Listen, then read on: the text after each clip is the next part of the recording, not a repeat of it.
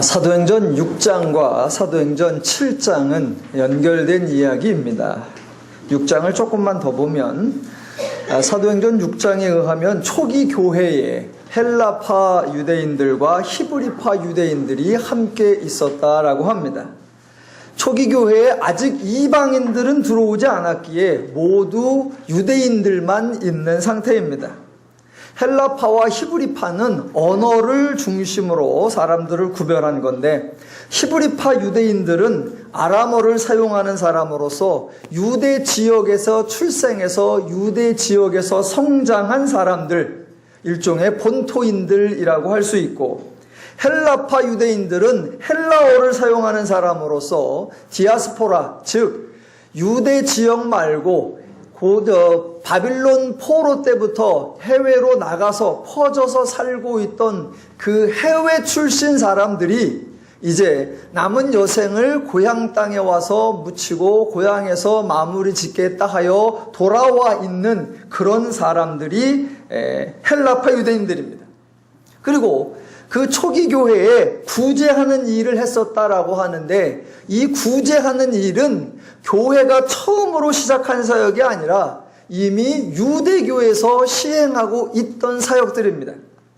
유대교에서는 실직자들에게 날마다 음식을 제공하는 일을 했었고, 일주일에 한 번씩 빈민들에게 음식과 의복을 제공하는 사역을 했었다고 합니다.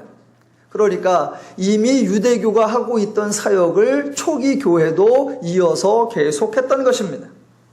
자, 본토 출신 유대인들이 있고 해외 출신 유대인들이 초기 교회에 함께 섞여 있는데, 6장 1절을 통해서 유추해 볼 때 아무래도 히브리파 유대인들이 초기 교회의 주류를 이루었던 것 같습니다. 그래서 헬라파 유대인들이 자기의 과부들이 구제에 빠짐으로 히브리파 유대인들을 원망하기에 이르렀고, 그런 연유로 인해서 교회에서는 접대를 담당할 사람을 선출하기로 계획하였고, 결국 7사람이 선택되었던 것입니다. 자, 선출된 7사람의 이름을 제가 한번 읽어보겠습니다. 스데반, 빌립, 브로고로, 니가노르, 디몬, 바메나, 니골라, 이게 7사람 이름입니다. 들어보시니까 무슨 느낌이 드십니까? 당연히 아무 느낌이 없으실 겁니다. 왜냐하면 지금 이 7사람의 이름에 담긴 언어적 특성을 모르니까 별 생각이 안 드는 겁니다. 한번 이해가 되도록 예를 들어보겠습니다. 우리나라에서 여름에 젊은 청소년들을 위한 복음 캠프를 열었습니다.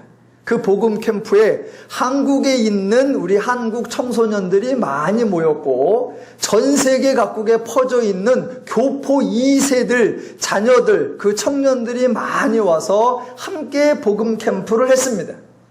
그렇게 모여 있으니 한국 출신 자녀들이 많이 있고 해외 출신 자녀들이 조금 섞여 있으니 당연히 주류는 한국 출신 청년들이 주류를 이루었을 겁니다.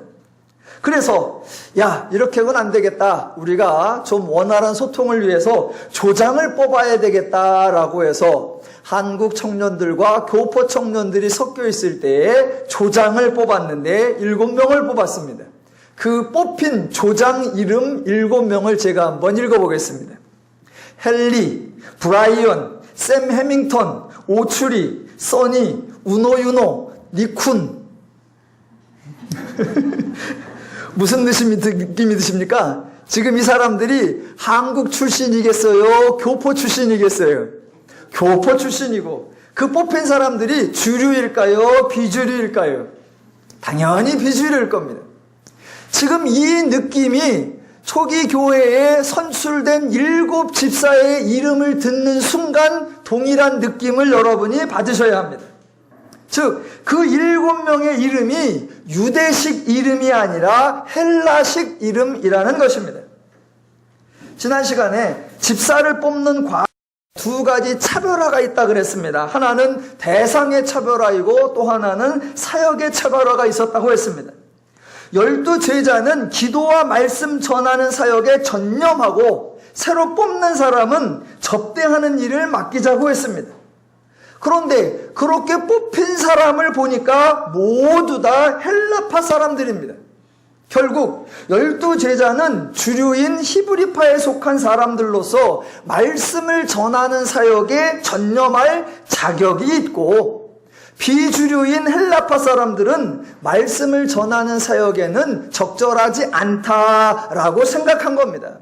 그러니 접대하는 일에 모두 헬라파 사람이 뽑혔다는 것은 그 선출하는 과정 속에 그들의 마음속에 차별화가 얼마나 견고하게 자리 잡고 있는가를 보여준다라는 것입니다. 스데반이 헬라파 유대인이었다는 것을 아는 것이 참 중요합니다. 자, 스데반이 헬라파 유대인 출신이고 말씀 사역이 아닌 접대를 만든 사역을 위해서 선출되었다는 것, 그게 무엇을 의미하냐면 스데반은 베드로 같은 사람이 아니었고 나중에 나타날 바울 같은 사람이 아니었다라는 겁니다. 자, 베드로 같은 사람이 뭐냐라는 것은, 베드로는 예수님과 3년간 동행하면서 예수님의 말씀을 직접 들었고 예수님의 이적과 기적의 현장에 있었고 예수님으로부터 모든 것을 배우고 보았고 들었다는 겁니다. 그러니까 베드로 같은 사람은 복음을 전하고 말씀을 전하는 일에 적합하고 실제로 그 일을 할 때에 할 말이 많은 사람이라는 말입니다. 그런데 스데반은 베드로와 같지 않으니까, 예수와 동행한 적이 없으니까 말씀을 전하는 사역에는 적합하지 않다라고 사람들이 생각한 겁니다. 또 스데반이 바울과 같지 않다는 것, 그러면 바울과 같다는 건 뭐냐? 바울은 구약에 능통하고 율법에 능통했다는 겁니다. 평상시에 늘 율법을 연구하고 아예 율법을 통째로 외우고 있으며 늘 율법을 지키며 사는 것에 자부심을 느끼고 입만 열면 율법에 대해 자유롭게 말할 수 있는 사람이었다는 겁니다. 그런데 스데반은 헬라파 유대인으로서 바울과 같지도 않았고 베드로와 같지도 않았고, 즉 말씀에 능통하지도 않았고 예수에게 직접 들은 것도 없어서 말씀 전하는 사역에는 적합하지 않았다라고 여겨졌었다는 겁니다. 그래서 스데반은 단지 접대하는 일을 맡는 자로 뽑혔고, 당시의 제자들이나 그 교회 사람들 중에 어느 누구도 스데반이 이제 7장에 나오는 것처럼 복음 사역을 그렇게 잘 펼칠 수 있을 거라고 아무도 예상한 사람이 없었다라는 겁니다. 그렇게 아무도 예상하지 못한 그런 스데반이었는데, 그런 스데반이 관원들과의 논쟁에서 상대방을 제압했다면 스데반의 실력이 도대체 어디서 생겨난 것일까요? 스데반의 지식이라고 말하거나 스데반의 경력이라고 말하거나 스데반의 영성이라고 말할 수 있는 근거가 없단 말입니다. 그러니까 성경이 스데반을 표현할 때 뭐라고 할 수밖에 없느냐? 6장 10절, 스데반이 지혜와 성령으로 말한다라고 표현하는 겁니다. 그러니까 이 지혜와 성령으로 말했다라고 하는 것은 스데반이 준비한 사람이었다고 말하려는 것도 아니고, 스데반의 인격적인 자격이나 조건이나 또는 특성을 말하려고 하는 것도 아니고, 지금 스데반이 행하는 모든 이적과 기적과 스데반이 행하는 모든 논쟁과 스데반이 하는 모든 연설은 스데반이 한 것이 아니라 하나님이 스데반을 통해서 역사하고 있다라고 하는 하나님을 강조하는 표현이라는 것을 여러분이 알고 계셔야 합니다.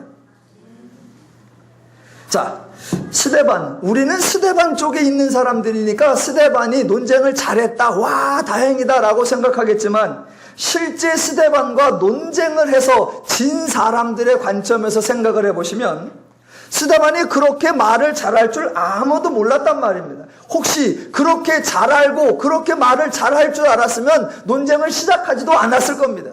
그런데 논쟁을 딱 시작을 하니까 스데반이 말을 시작하는데 들어보니까 벌써 이름이 스데반, 헬라식입니다.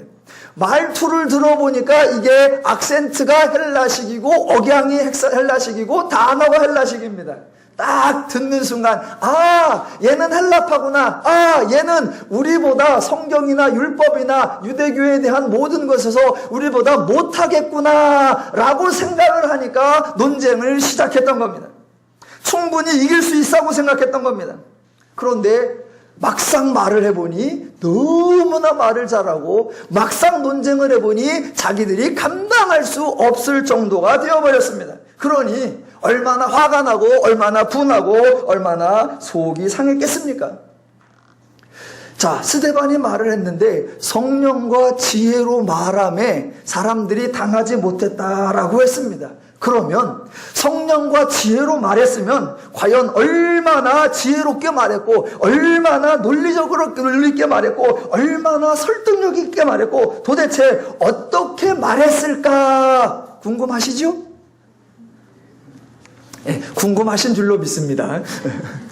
그 여러분의 궁금증을 성경이 풀어주는 게 사도행전 7장 2절부터 53절까지입니다. 자, 읽으셨지만 이제 다시 한번 이렇게 되풀이해보면 여러분이 아마 깜짝 놀라실 거예요. 스데반의 연설을 직접 들어보면 정말로 깜짝 놀랄 거예요. 그런데 성경을 읽는 성도들 중에 이 구절을 읽고 깜짝 놀라는 분이 한 분도 안 계십니다. 관원들은 그 말을 듣고 와, 감당치 못하겠도다라고 하고 그 말을 듣고 마음이 찔려서 시기가 났다라고 했는데 대부분의 성도님들은 그 똑같은 구절을 읽어놓고 놀래지도 않고 마음이 찔리지도 않고 아무렇지도 않습니다.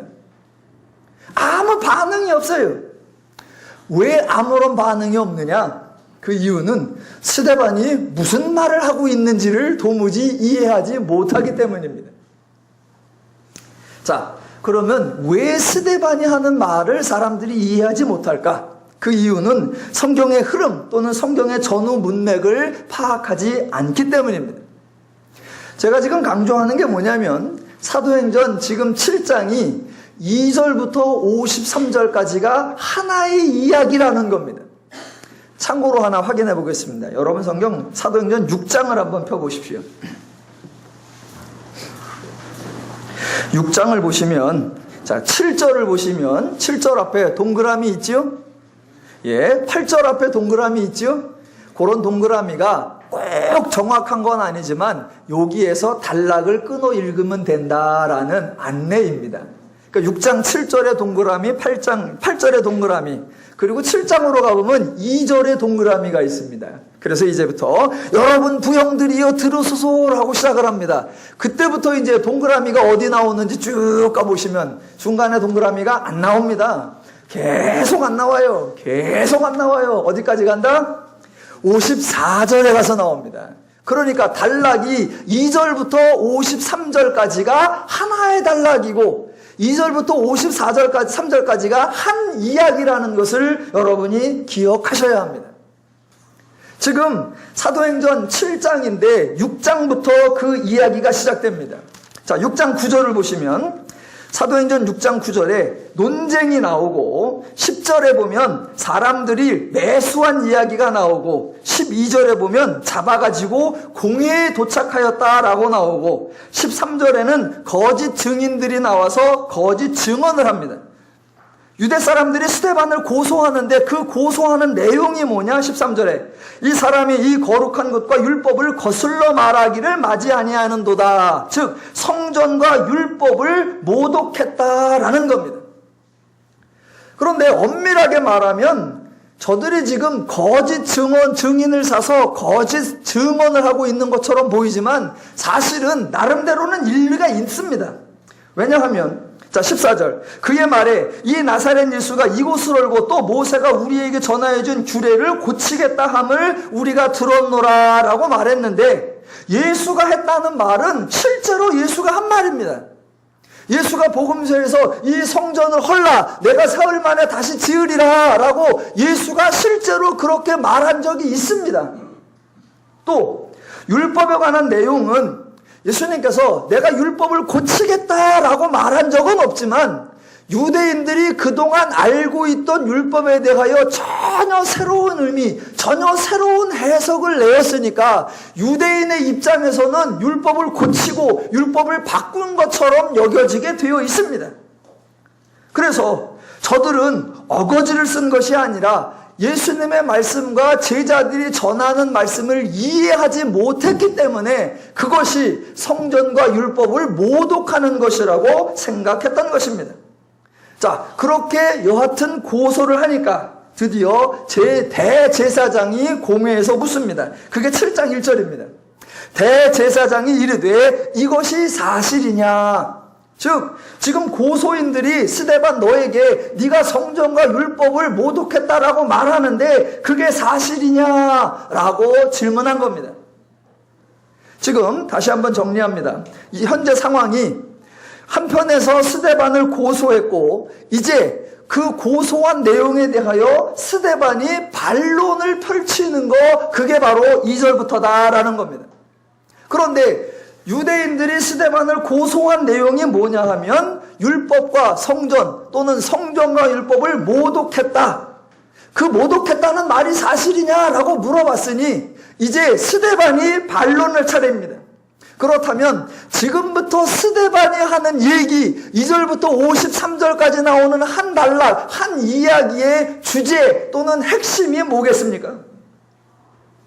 지금 한쪽에서 저 스데반이 성전과 율법을 모독했습니다 라고 고소했으니 지금부터 스데반이 반론을 피면 내가 성전과 율법을 모독한 것인지 아닌지 그것에 대하여 바른 판단을 해달라라고 하는 성전과 율법을 모독했느냐에 대한 스데반의 입장을 펴는 것, 그게 2절부터 53절까지의 핵심이란 말입니다. 자, 2절부터 53절까지가 각각의 이야기가 아니고 나누어진 이야기가 아니고 하나의 이야기, 자기를 고소한 것, 율법과 성전을 모독했다라는 사실에 대한 반론을 펴는 하나의 이야기라는 것을 꼭 기억하시고 읽어야 합니다. 자, 그게 2절. 스데반이 이르되 여러분 무용들이여 들으소서라고 시작을 해서 53절로까지 가는 겁니다. 자, 그런데 2절부터 53절까지를 읽어보시면 자, 일단 길어요. 최소 52절이란 말입니다. 일단은 길고 그 다음에 읽다 보니까 그 중간중간에 유명한 나옵니다. 그리고 조금 더 가면 아주 훌륭한 인물이 나옵니다. 그리고 조금 더 가면 그때그때마다 아주 은혜로운 메시지가 나옵니다. 그러니까 아, 여기는 아브라함 이야기구나 라고 자르고 그 다음에는 이삭 이야기구나 자르고 요거는 모세 이야기구나 라고 잘라버린단 말입니다. 그런데 절대로 그래서는 안 된다는 겁니다. 2절부터 53절까지는 하나의 이야기니까 중간에 아무리 멋있는 사건, 아무리 훌륭한 인물이 등장해도 각각 나눠서는 안 되고 지금 전체는 성전과 율법을 모독했느냐 안 했느냐에 대한 반론이다라는 것을 꼭 기억하시면서 읽어야 된단 말입니다. 2절부터 읽어보면 아브라함이 등장하고 8절에 이삭과 야곱이 등장하고 9절에 요셉 이야기가 등장하고 20절부터는 구국의 영웅인 모세와 출애굽 사건이 길게 나오고 33절에 보면 시내산의 금송아지 사건이 나오고 45절에는 여호수아가 등장하고 드디어 46절에는 다윗이 하나님의 처소를 준비하게 해달라고 기도한 이야기에 이어서 47절에는 솔로몬이 그를 위하여 집을 지으니라 라는 이야기가 나온단 말입니다. 이렇게 많은 역사적 인물들과 사건들이 등장하지만 역사 이야기를 하는 게 아니고 국가의 영웅 이야기를 하는 것이 아니라 성전을 모독했느냐의 여부, 율법을 모독했느냐의 여부, 그것을 반론하고 있다는 것을 꼭 기억하셔야 한단 말입니다. 그러니까 아브라함 이야기가 등장하지만 아브라함 이야기가 아니고 성전 이야기이고 이삭, 야곱, 요셉, 모세, 여호수아 등 모든 이야기가 다 성전과 관계된 이야기를 다루고 있다는 겁니다. 그런데 아브라함이 나오니까 믿음의 조상 아브라함이구나 라고 아브라함 얘기인 줄을 안단 말입니다. 또 요셉이 나오니까 하나님의 꿈을 꾼 사람, 하나님이 세운 지도자 라고 요셉 이야기인 줄 안단 말입니다. 더 나아가 모세가 출애굽에 나오니까 드디어 이스라엘을 해방하는 이야기가 나오는구나, 여호수아가 나오니까 가나안 정복하는 이야기가 나오는구나 라고 생각하시면 안 된다는 겁니다. 자, 강조점은 계속 전체의 이 얘기가 뭐냐는 겁니다. 2절부터 53절까지가 성전과 율법을 과연 모독했느냐, 그거에 대한 반론입니다. 그래서 그 당시 현장에서 들었던 사람은 그것을 놓치지 않았어요. 자기들이 스데반을 성전과 율법을 모독한다고 고소했으니 그 고소를 당한 스데반이 뭐라고 이야기할까 거기에 집중했단 말입니다. 스데반이 아니요 나는 성전과 율법을 모독한 적이 없습니다 라고 잡아뛸까, 아니면 맞습니다 성전은 정말 아름답습니다 라고 말까, 아니면 율법을 잘 지켜서 복을 갖자고 할까, 아니면 지금이라도 성전을 부숴버리자고 할까. 그 당사자들은 스데반이 성전과 율법에 대하여 뭐라고 말하느냐 거기에 초점을 맞추고 연설을 다 들었습니다. 그러니까 그 연설을 듣고 난 뒤에 반응이 뭐냐, 7장 54절 끝에 가면 이렇게 나옵니다. 이 말을 듣고 마음에 찔려 그를 향하여 이르거늘, 즉 스데반의 연설을 듣고 마음이 찔렸다는 겁니다. 왜? 스데반이 지금 자기들이 한 말과 관련이 있는 이야기를 했고 또 이를 갈았다라고 하는 것을 보니 아마도 그 이야기가 유대인들이 듣기에 매우 불편했던 것 같습니다. 그러니까 그 당시의 현장에 있던 사람들은 스데반이 율법과 성전에 대하여 반론을 펴고 있다는 것을 다 알아차린 겁니다. 이제는 저와 여러분 차례입니다. 저와 여러분이 스데반의 반론을 들으면서 유대인, 고소했던 유대인들의 입장에서 과연 스데반이 어떻게 반론하는가, 우리의 고소를 받아들이는가, 우리의 고소를 거부하는가, 만약 우리의 고소를 거부한다면 어떤 논리를 가지고, 어떤 주제를 가지고, 어떤 메시지를 가지고 거부하는가. 그래서 그 얘기를 다 들은 다음에 만약 우리도 유대인 같은 마음을 가지고 있었다면 찔리고 이를 갈아야 되고, 만약 하나님의 마음을 가지고 있었다면 그렇구나 라고 깨달아야 하는 것, 그 반응이 나와야 하는 게 오늘 2절로 53절까지입니다. 자, 이해를 돕기 위해서 제가 하나 다른 이야기를 해보겠습니다. 제가 성경을 읽을 때 예수님과 제자들, 예수님과 관원들이 대화를 하면 자, 관원들이 와서 질문을 하면 단순히 질문이 아니라 그 질문을 무슨 생각을 가지고, 무슨 꼼수를 가지고, 무슨 속셈을 가지고 질문을 하는가, 그 속셈을 알아차려야 예수님의 대답이 왜 그런 대답을 하시는가라는 걸 알아차릴 수 있다고 말씀을 드렸습니다. 예를 들어 베드로가 예수님, 저에게 죄를 지면 제가 몇 번이나 용서하오리이까? 7번까지 하오리이까? 라고 묻습니다. 그 말은 단순히 몇 번이에요? 라고 묻는 게 아닙니다. 사람이 자기한테 잘못한 사람을 7번 하는 거는 어마어마한 거예요. 자, 대부분의 사람은 안 하고, 조금 속 깊은 사람이 1번, 조금 속 없는 사람이 2번, 아예 개념 없는 사람은 뭘 잘못했는지도 모르고 그러는 겁니다. 그런데 베드로가 자그마치 7번까지 하오리까? 라고 묻는단 말입니다. 그 장면 바로 앞에서 예수님께서 4단계에 거쳐서 용서하는 얘기를 하니까 자기는 훨씬 더 수준 있는 것처럼 저는 이 정도, 한 7번까지 하니까 이 정도 하면 저 천국 갈 수 있겠죠? 라는 오만과 교만을 가득 담고 그렇게 묻는 겁니다. 그러니까 예수님께서 거기다 대고 네가 그런 것을 공적으로 쌓고 그런 걸 의로 쌓고 그런 걸 선행으로 쌓아서 그런 방법으로 천국을 갈 수 있다고 생각하냐? 그러면 한번 해봐라 라고 대답하는 것이 7번이 아니라 70번씩 7번. 70번씩 7번이면 77이 49일 수도 있고 490번일 수도 있고 더 나아가 한도 끝도 없이 있습니다. 그러면 그렇게 해봐라 되나? 베드로, 네 질문 자체가 틀렸어. 너의 그 사고방식 자체가 틀렸어 라는 말을 하는 거란 말입니다. 그러니까 질문에 담긴 의도를 알아야 해답에 담긴 의도를 서로 파악할 수 있습니다. 자, 그러면 지금 스데반의 연설이 그와 같다는 겁니다. 즉 유대인들이 성전에 대한 거룩함을 주장하고 스데반이 성전을 모독했다라고 고소를 하니까 지금 스데반은 도대체 성전이 무엇이며 성전의 의미가 무엇이며 성전의 기원이 무엇이며 성전의 내력이 무엇인가를 설명하고 내가 성전을 모독했는지 사실은 너희가 성전을 모독하고 있는지 그것을 한번 따져보자 라고 아브라함부터 지금까지를 끌고 오는 겁니다.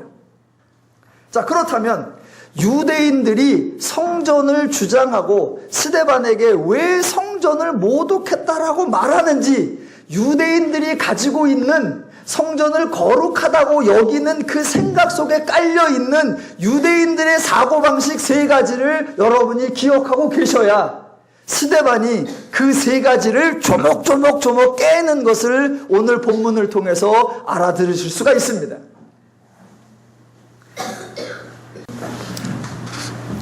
지금 유대인들은 자기들이 성전을 소중하게 생각하고 있고, 자기들이 성전을 거룩하게 생각하고 있고, 자기들이 성전을 영화롭게 하고 있다고 생각을 하는 겁니다. 그런데 스데반이 성전과 율법을 모독한다라고 고소했습니다.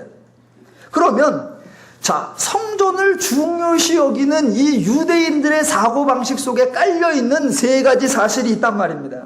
그 세 가지 사실을 이해하셔야 스데반의 반론을 이해하는데, 첫 번째, 자, 유대인들이 생각하는 성전을 강조하는 건 단지 지금 지어져 있는 성전만을 의미하는 것이 아닙니다. 왜냐하면 성전을 짓는다 그러면 건물을 짓기 전에 더 중요한 게 뭐냐면 이 성전을 어디다 짓느냐라는 겁니다. 아무 곳에나 지어놓으면 그게 성전이 되는 것이 아니라 성전을 지을 만한 합당한 곳, 성전의 그 영광과 거룩을 나타낼 만한 그 거룩하고 신령한 장소에다가 성전을 지어야 한다는 겁니다. 그 성전이 지금 어디에 있느냐? 예루살렘에 있다는 겁니다. 지금 이 예루살렘, 거룩한 땅이요, 존귀한 땅이요, 값어치 있는 이 땅에 여기에 성전이 지어져 있으니 이 성전은 그래서 중요하고 그래서 신령하다는 겁니다. 자, 첫 번째가 그 땅과 관련되어 있고, 두 번째가 성전에 대한 이 경외심을 갖고 있는데 왜 그러느냐면 이 성전을 왜 지었느냐라는 겁니다. 유대인들이 성전을 중요시하는 이유는 그 성전이 바로 하나님을 위해서 지은 건물이다라는 겁니다. 거기서 우리가 먹고 놀려고 한 것이 아니고, 거기서 우리가 회의하려고 하는 것이 아니라 그 성전은 하나님을 위해서, 하나님의 영광과 하나님의 찬송과 하나님 경배를 위해, 하나님을 위해 지은 곳이니까 거기는 중요하다라는 것입니다. 세 번째 또 하나는 그 성전을 누가 지었느냐라는 겁니다.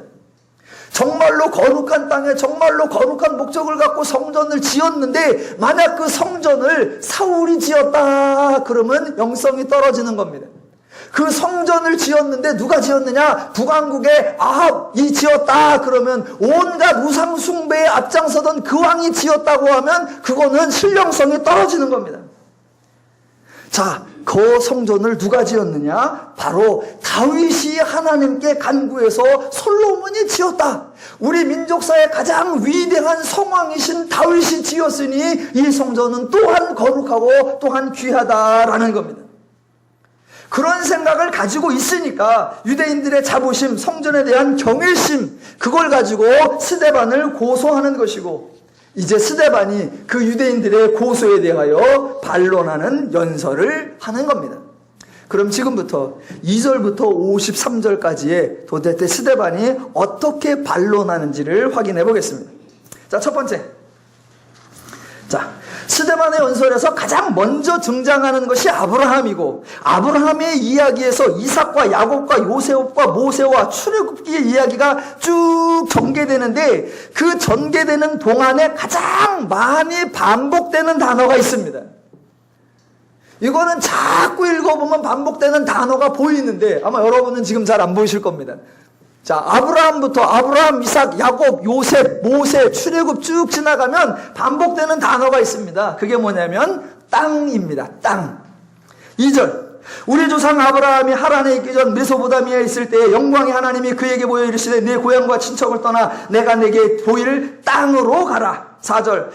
갈대아 사람의 땅을 떠나 하란에 거하다가 그의 아버지가 죽음에 하나님이 그를 거기서 지금 너희 사는 이 땅으로 옮기셨느니라. 그러나 여기서 발붙일 만한 땅도 유업으로 주지 아니하고 다만 이 땅을 아직 자식도 없는 후손에게 소유로 주신다고 약속하셨으며, 그리고 또 이어지는 이야기는 이삭과 야곱을 지나 요셉 때에 흉년이 있어서 야곱의 모든 가족이 애굽으로 옮겨갔는데 하나님이 요셉을 통하여 정착을 하게 했고 나중에 애굽에서 노예가 됐을 때 모세를 통해서 출애굽을 시켜서 하나님이 약속하신 땅으로 돌아오게 하셨다라는 이야기입니다. 그러니까 지금 아브라함부터 출애굽 사건까지의 지금 스데반의 핵심이 뭐냐면 땅 이야기입니다. 땅.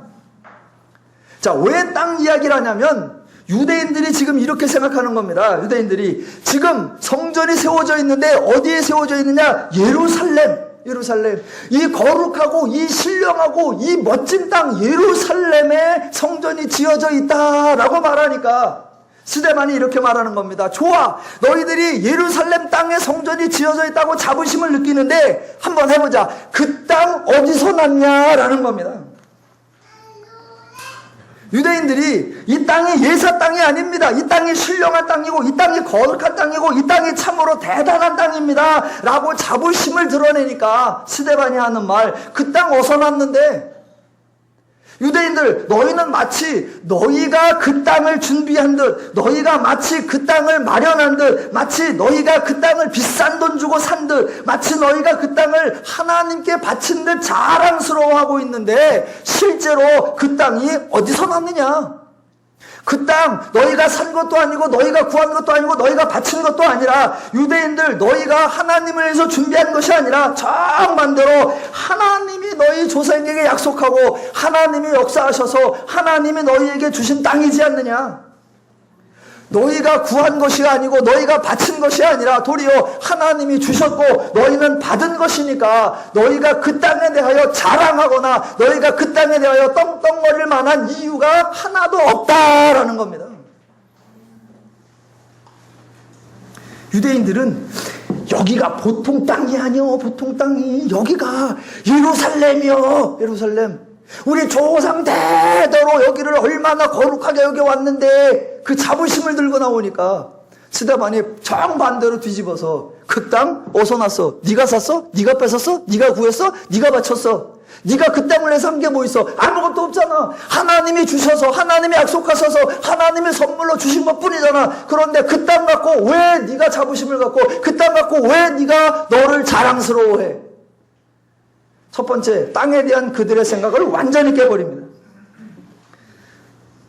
두 번째, 자, 유대인들이 성전에 대하여 자부심을 갖고 스데반을 고소한 이유가 뭐냐면 이 성전은 사람의 욕심을 위해서가 아니라 하나님을 위해서 지었다라는 생각입니다.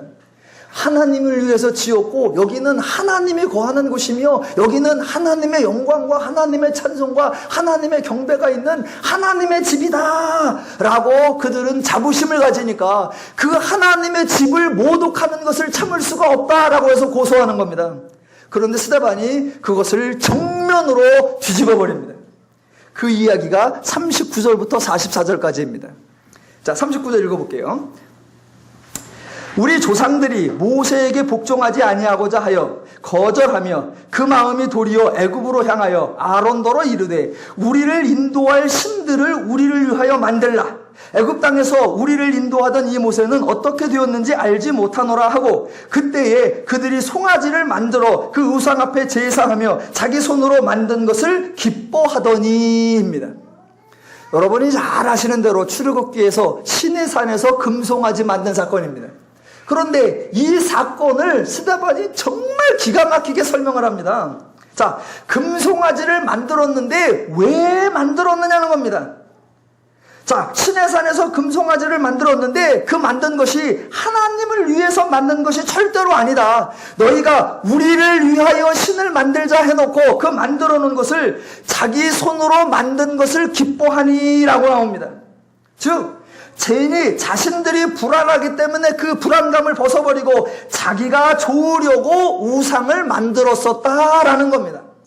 자, 그 행동이 어디로 연결되느냐? 42절. 자, 이스라엘이 그런 우상들을 자기들을 위하여 만들었고 자기들의 손으로 만든 것을 기뻐했다고 했습니다. 그것에 대한 하나님의 반응이 42절. 하나님이 외면하사 그들을 하늘의 군대 섬기는 일에 버려두셨다. 느닷없이 왜 하늘의 군대 섬기는 일이 나올까? 그 그거는 자, 선지자 아모스서에 나오는 바로 그 다음 절에 나오는 겁니다. 원래 아모스 5장 25절로 27절에 나오는 건데 지금 스데반의 설교 42절에 나옵니다. 이스라엘의 집이여, 너희가 광야에서 40년간 희생과 제물을 내게 드린 일이 있었느냐? 몰록의 장막과 신 레판의 별을 받들었음이며 이것은 너희가 절하고자 하며 만든 형상이로다. 내가 너희는 바벨론 밖으로 옮기리라 함과 같으니라. 즉 이스라엘이 송아지를 만든 것이 결국은 몰록의 장막과 레판의 별들을 섬긴 것과 같기 때문에 그 별들을 섬겼다는 것을 지금 본문에서는 하늘의 군대 섬기는 일에 버려두었다라고 표현했습니다. 자, 그런데 여기서 중요한 전환이 나옵니다. 시내산에서 이스라엘이 자기들을 위하여 성상을 만들었는데 자, 자기들이 좋자고 만들어서 형상을 두었단 말입니다. 그러면 형상을 만들면 그 다음에 자동적으로 필요한 게 있습니다. 여기서 우상 이야기가 하나 전환을 하는 거예요. 자, 형상을 만들었어요. 그러면 그 형상을 어떻게 할까요? 어디단가 모셔야 된단 말입니다. 어디든가. 그러니까 형상을 만들면 당연히 그 다음에 뭐로 지어진다? 신전으로 이어간단 말입니다. 그 신전이 본문에서는 성막과 성전이라는 용어로 쓰이는 겁니다. 자, 보세요. 그래서 44절. 너희들이 송아지를 만들었다. 그게 42절이고 그러니까 44절에 광야에서 우리 조상들에게 증거의 장막이 있었으니 이것은 모세에게 말씀하신 이가 명하사 그가 본 양식대로 만들게 하신 것이라. 무슨 말이냐면 지금 교회 내에서도 허다한 사람들이 구약의 출애굽기에 보면 성막이 나오는데 성막은 하나님께서 자기 이름을 두시려고 하나님의 영광을 위해서 지은 거야 라고 생각하는데 스데반은 전혀 다르게 말하는 겁니다. 스데반은 지금 지혜와 성령으로 말하는데 광야에서 성막이 지어졌다. 왜 성막이 지어졌느냐? 하나님 때문이 아니라 너희가 우상을 만들고 그 우상을 둘 곳을 만들기 위하여 성막을 지었다라는 겁니다. 즉 하나님이 성막이 필요했던 것이 아니라 이스라엘이 성막이 없으면 종교를 감당하지 못하니까 하나님은 이 성막이 전혀 필요 없는데도 이스라엘을 위해서 필요도 없는 성막을 만들었다라는 겁니다. 그랬더니 그 성막이 어떻게 되느냐? 45절로 47절. 자, 잘 따라오셔야 됩니다. 우리 조상들이 그것을 받아 하나님이 그들 앞에서 쫓아내신 이방인의 땅을 점령할 때에 여호수아와 함께 가지고 들어가서 다윗 때까지 이르니라. 다윗이 하나님 앞에서 은혜를 받아 야곱의 집을 위하여, 포인트, 야곱의 집을 위하여 하나님의 처소를 준비하게 하여 달라고 하더니 솔로몬이 그를 위하여 집을 지었느니라. 우상을 만드니까 그 우상을 두기 위해서 성막을 짓었고 그 성막이 여호수아를 통해서 가나안에 들어왔고 가나안에서 드디어 다윗이 하나님께 기도했는데 뭐라고 기도했느냐? 야곱의 집을 위하여, 하나님이 아니라 야곱의 집을 위하여 간구했고 그래서 솔로몬이 지었다라는 겁니다. 자, 유대인들의 생각 세 가지였습니다. 이 땅은 거룩하다. 두 번째, 이 집은 하나님을 위한 거다였습니다. 그랬더니 첫 번째 스데반의 반론, 그 땅이 니네가 바치기를 했냐, 니네가 타기를 했냐, 니네가 드리기를 했냐, 하나님이 주신 거니까 니들이 자부심을 가지면 안 된다. 두 번째, 하나님을 위했다고 웃기지 마라. 니네를 위해서 니네가 헛된 우상을 만들어서 그런 게 세워졌으니 하나님을 위한다는 헛된 망상 깨라. 그리고 나오는 겁니다. 그리고 세 번째, 자, 세 번째는 성전을 누가 지었느냐라는 겁니다. 유대인들은 다윗이 간구해서 솔로몬이 지었다. 그러니까 만약 부도덕한 사람이 지었거나 만약 악한 사람이 지었거나 만약 패역한 사람이 지었으면 그 가치가 떨어지는데 이스라엘 전 역사의 가장 위대했던 왕인 다윗이 간구하여 다윗이 준비하여 아들 솔로몬을 통해 지었으니 이 성전은 귀하다라고 자부심을 갖는 겁니다. 그러니까 스데반도 그렇게 말을 해요. 맞아. 다윗이 간구하여 솔로몬이 지었어. 그러면 같은 거냐? 아니에요. 의미가 완전히 다릅니다. 스데반이 뭐라고 말하냐면 그거 지금 다윗이 간구하여 솔로몬이 지었어 라고 하는 말은 야, 그거 사울이 지은 게 아니라 다윗이 지었어. 그런 얘기가 아닙니다. 아하방이 지은 게 아니라 우상 숭배했던 아하방이 지은 게 아니라 솔로몬이 지었어. 이 얘기가 아닙니다. 다윗이 간구하여 솔로몬이 지었느니라. 결론은 뭐냐면 어쨌거나 인간이 진겨. 어떤 신령한 사람이, 어떤 영적인 사람이, 어떤 영성 있는 사람이, 어떤 믿음 있는 사람이, 어떤 거룩한 사람이, 어떠한 존귀한 사람이 지었느냐. 유대인들은 그것 따지고 있으니까 스데반이 언놈 이건 뭐해, 인간이 지은 걸. 야, 솔로몬이면 뭐 다르고, 야, 다윗이면 뭐가 다르냐? 그놈이 그놈인데. 그러니까 유대인들의 생각을 완전히 깨트리는 겁니다. 즉 아합이냐 솔로몬이냐 이 사울이냐 다윗이냐 문제가 아니라 누가 지었던지 간에 그거 인간이 지었다. 결국 이렇게 되는 겁니다. 이 성전, 너희들이 자부심을 갖고 너희가 그렇게 당당해하는 그 성전, 인간이 필요해서 지었고 인간을 위해서 지었고 결국 인간이 필요해서 인간을 위해서 인간이 지었다라는 겁니다. 그러니까 그 성전에 대하여 자부심을 가질 거 하나도 없다. 하나님을 위해서 성전을 지었다고 엉터리 자부심을 가지고 지금 스데반을 고소하는데, 아니, 단지 너희가 필요해서 너희를 위해서 너희가 지었을 뿐이잖아. 그거하고 하나님하고 뭔 상관이 있는데.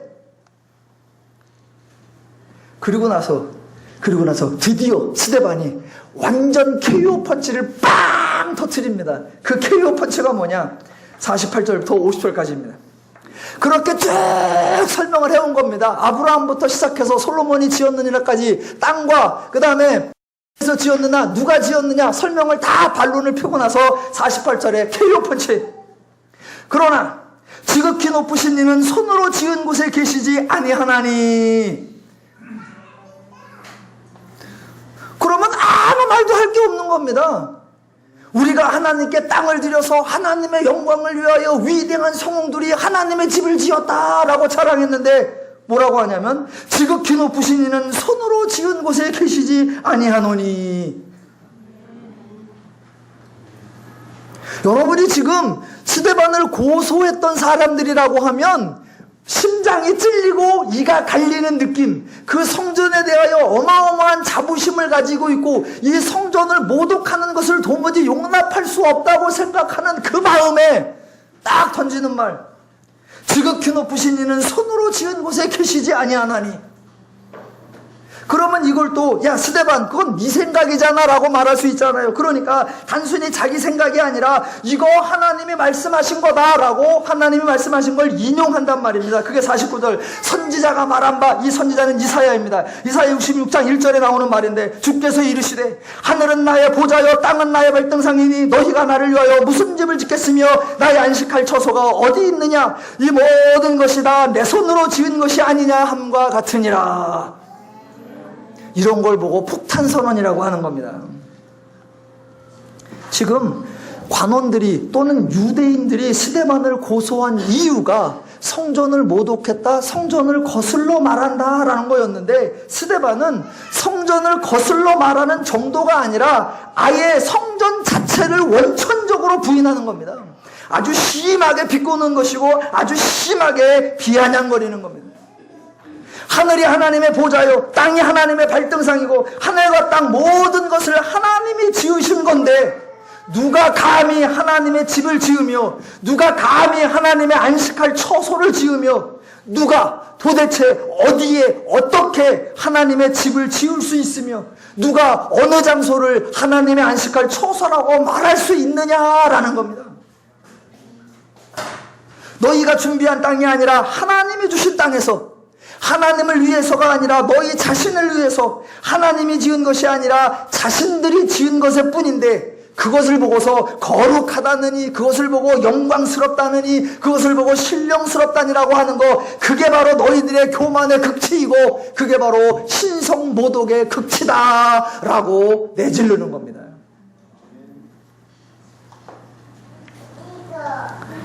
지금 스데반은 유대인들이 하나님을 알지도 못하고 하나님의 뜻과 원리와 마음과 심정과 하나님의 구원과 하나님의 은혜와 하나님의 복에 대해서는 전혀 알지도 못하고 그저 자신들이 필요해서 자신들이 지은 성전을 자랑하고 자신들의 교만에 푹 빠져있는 그런 유대인들을 향해 그들이 존경하는 아브라함부터 시작해서 그들이 자랑스러워하는 모든 신앙인들의 조상을 다 점검하면서 저들의 어리석고 왜곡된 종교를 완전히 박살내고 있습니다. 성전이라고 하나님의 집이라고 지은 것에 대해서 선포하는 말, 지극히 높으신 이는 손으로 지은 곳에 계시지 아니하도다. 너무나 당연한 거 아닙니까? 너무나 당연한 거. 그래서 다시 한번 하늘은 나의 보좌요 땅은 나의 발등상이니 너희가 나를 위하여 무슨 집을 짓겠으며 나의 안식할 처소가 어디냐? 이 모든 것이 다 내 손으로 지은 것이 아니냐? 그러니 인간이 하나님의 집을 짓겠다는 것 자체가 어불성설이고, 인간이 하나님을 영화롭게 하겠다는 생각 자체가 신성모독이고, 하나님이 지으신 세상에서 인간이 그 하나님의 땅의 일부를 차지하고 나서 거기가 거룩하다니 거기가 신성하다느니 라고 하는 거, 그게 다 참남하다라는 겁니다. 지금 스데반이 단순히 고소를 변론하고 자기를 모면하고자 하는 그런 차원이 아니라 유대인들이 가지고 있는 사고방식, 마치 인간이 하나님을 위하고 마치 자기들이 하나님을 영화롭게 하고 마치 자기들이 성전을 지켜내고 마치 자기들이 종교를 사수해야 된다라고 생각하는 그 사고방식에 정반대로 하나님이 인간을 위해 주시는 것이며 하나님이 인간에게 베풀어 주시는 것이며 하나님이 도와주시는 것이며 하나님으로 인하여 인간이 존귀해지고 자유와 평화를 얻는 것, 그게 본질이다 라고 선포하고 있는 겁니다. 그 대표적인 것이 성전을 통해서 드러나는 거예요. 인간은 성전이든 무엇이든 그거를 통해 자기를 드러내려고 할 때 하나님은 한마디, 존귀한 자는, 지존하신 자는 사람의 지은 집에 계시지 아니하나니. 자, 율법이 스데반이 고소받은 게 두 가지라 그랬습니다. 하나는 율법이고 하나는 성전이고 하나는 율법이었습니다. 자, 지금까지는 성전에 대한 반론이었고 율법에 대한 반론은 아주 간단합니다. 왜 간단하냐면 지금까지 성전에 대하여 너희가 잘못 생각해 오고 있는 것이, 그것이 바로 하나님의 뜻과 마음과 의도에 대하여 잘못 알고 있는 거다. 그렇게 하나님의 의도에 대하여 잘못 알고 있는 너희가 하나님의 마음과 뜻이 담겨있는 율법을 바로 이해했을 리가 없다. 너희는 율법을 전혀 지키지도 않는 자다라고 합니다. 그래서 딱 한마디로 잘라버립니다. 51절. 목이 곧고 마음과 귀에 할례를 받지 못한 사람들아, 너희를 조상과 같이 항상 성령을 거스르는도다. 너희 조상들이 선지자들 중에 누구를 박해하지 아니하였느냐? 의인이 오시리라 예고한 자들을 그들이 죽였고 이제 너희는 그 의인을 잡아준 자여 살인한 자가 되나니 너희는 천사가 전한 율법을 받고도 지키지 아니하느니라. 한마디로 잘라버리는 겁니다. 자, 여기서도 보면 재미난 말이 나와요. 51절에 보면 너희가 항상 성령을 거스르는도다 라고 나온단 말이에요. 거스르는도다가 왜 재밌냐면, 앞에 자, 유대인들이 스데반을 고소할 때 뭐라고 하냐면 6장 13절에 거짓 증인들을 세우니 이르되 이 사람이 이 거룩한 것과 율법을 거슬러 말하기를 맞이 아니하는도다 라고 고소하니까 스데반이 내가 거슬러 말하는 것이 아니라 너희가 늘 성령을 거스르는 것들이여 라고 하는 겁니다. 재밌죠? 네. 자, 마지막 이방 종교의, 죄의 종교의 특성이 형상이고 그에 따른 방법이고 그에 따른 차별화입니다. 형상이 있으면 당연히 신전이 있고 신전이 있으면 당연히 신의 위엄에 맞게 화려하고 빛나고 폼나고 탁 보는 순간 장엄함에 압도되어야 되고 들어서는 순간 저절로 영성이 생길 듯한 경건성이 느껴져야 하고, 그리고 그러한 장소는 당연히 신령하다라는 것입니다. 그것이 바로 세상 종교, 죄의 종교의 최소한의 양식입니다. 그런데 그런 죄의 종교는 단순히 신전에만 머물지 않습니다. 신전이 만들어지면 그 다음에는 어디로 연결되느냐? 당연하게 신전에 종사하는 자들로 연결이 됩니다. 멋있는 신전을 만들어 놓았는데 종사하는 자들은 초라하게 입고 나온다? 그러면 안 됩니다. 그러니까 멋있는 신전에 알맞는 멋있는 복장을 한 사람들이 그 신전에서 신의 제사를 드려야 한다라고 생각해서 신전이 지어지면 신전에 신복을 입은 사람들이 등장하고 아름답고 신령스러운 여러 절차들의 제도가 등장하는 거, 그게 이방 종교의 당연한 특징입니다. 그렇게 신전을 다른 신들과 차별화시켜내면 당연히 종교 제사장들도 종교 종사자들도 당연히 차별화 만들어집니다. 그것이 아예 이 종교와 저 종교의 차별함을 만드는 것이 아니라 자기 내부에서도 이 계층과 이 계층이 차별을 만들고 이 역할과 이 역할이 차별을 만들어지는 것, 그게 죄의 종교의 특성이고 성경은 그거를 원천적으로 차단하는 거예요. 그렇게 하나님 이외에 인간끼리 적합한 자와 적합하지 않은 자가 있다? 그런 차별 없어. 그 다음에 이런 일에 전념하는 자, 저런 일에 전념하는 자가 따로 있냐? 그런 거 없어. 하나님으로 말미암아 모든 인간이 동일한 은혜를 받았고 하나님으로 말미암아 모든 인간이 하나님 앞에 같은 사람이다 라고 하는 이러한 사고방식, 죄의 종교에는 어디에도 없고 오직 하나님의 종교 기독교에만 있는 아름답고 숭고한 신앙의 모습인 줄로 믿습니다. 들이 이런 사고방식을 가지고 신앙생활을 하고 있는데 거기에 등장한 제자들의 모습, 어디 차별화가 있고 제자들에게 어디 신령화가 느껴지고 제자들에게 어디 존귀함이 느껴지고 제자들에게 어디 값어치가 느껴지겠습니까? 그들의 생각에 지금 제자들이나 스데반이나 이런 사람들은 전혀 종교답지도 않고 종교인답지도 않았을 것입니다. 세상은 그런 종교적 차별화를 만드는 게 그들의 장점이고 기독교는 그 어떠한 차별화를 없애고 모든 인간이 하나님 앞에 자유와 평화를 누리는 것, 그것이 기독교의 본질이기에 저 여러분이 속한 더누림교회도 하나님과 함께 모두가 동일한 마음과 동일한 가치와 동일한 존귀함으로 하나님 나라를 누려가시기를 주님의 이름으로 축원합니다. 기도하겠습니다.